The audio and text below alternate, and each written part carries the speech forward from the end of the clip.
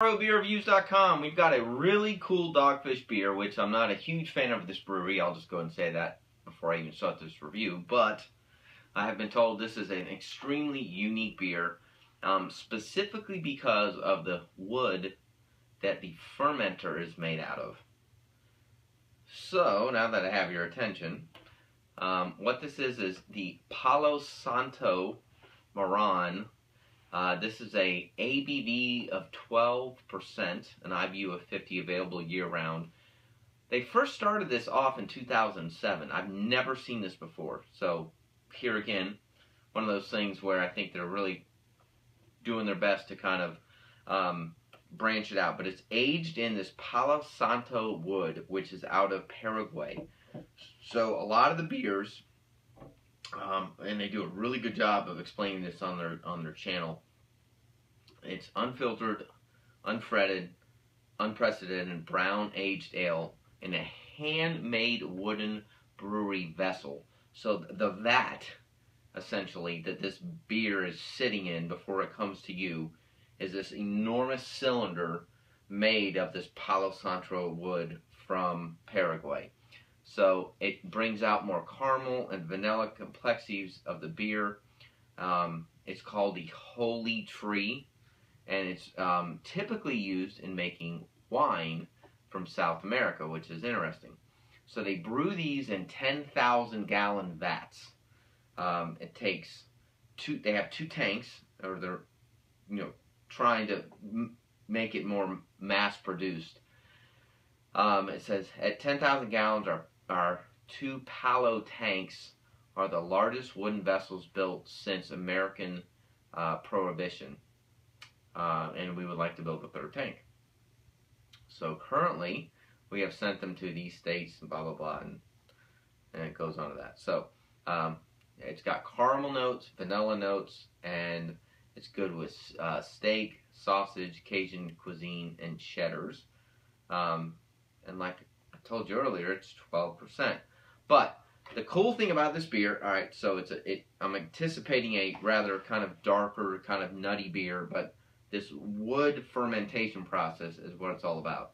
And it's supposed to bring out a lot more of the unique flavors other than, and this is why I think it's unique, and I think Dogfish might have a little bit of an angle here, is you have the bourbon barrel aged beers that are real strong in the whiskey, or you have the cherry barrels from the wineries, or the peach barrels from the wineries.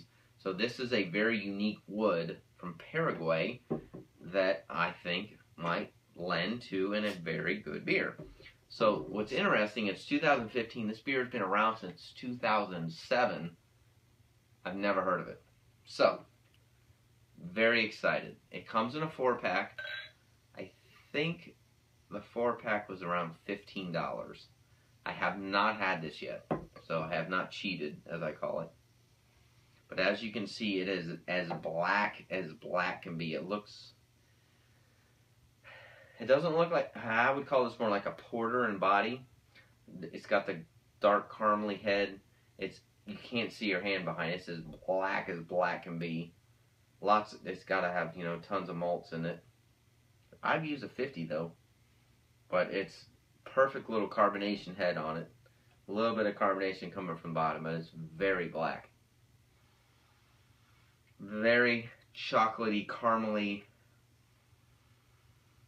It smells to me a lot like a porter. A stout is way more on the malt side, not nearly as sweet, but it's got maybe a tad bit of the chocolate.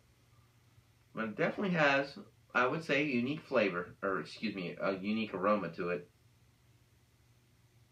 It's subtle, which I like. It's not overpowering.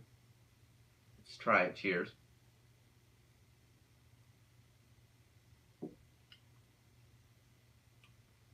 Ooh, that's pretty good. This reminds me of a winter brew. This reminds me of something in the November, December, January, February months. Cold weather, nice and kind of medium body, not too thick. A little bit of kind of effervescence to it in the kind of spice to it. It's very caramely. It's very vanilla-y. It goes down very dry. It's extremely easy to drink. 12%. That could get you in a world of trouble. This might be one of the best Dogfish beers I've ever had. It's very easy to drink. It finishes extremely smooth. It's exactly what they describe. It's a little bit of caramel. It's got a nice little tinge of vanilla to it. It's very malty. It's got a little bit of chocolate to it. But I think they all kind of blend together very well. Some of the things that Dogfish does, I think, is so far on the extreme of trying to be extreme. You know, too hoppy, too winey. They do this red wine beer that I think is absolutely awful. Or way too many ABVs or IBUs that just don't come together. This is probably one of the best beers I've had. And I honestly think what they did was smart. And buying this wood from wherever they got it from, and you should watch the video on their website. I mean, this thing is 18, 20 feet tall, 10,000 gallons of these wooden planks. It looks beautiful. It's a beautifully well-crafted fermenter.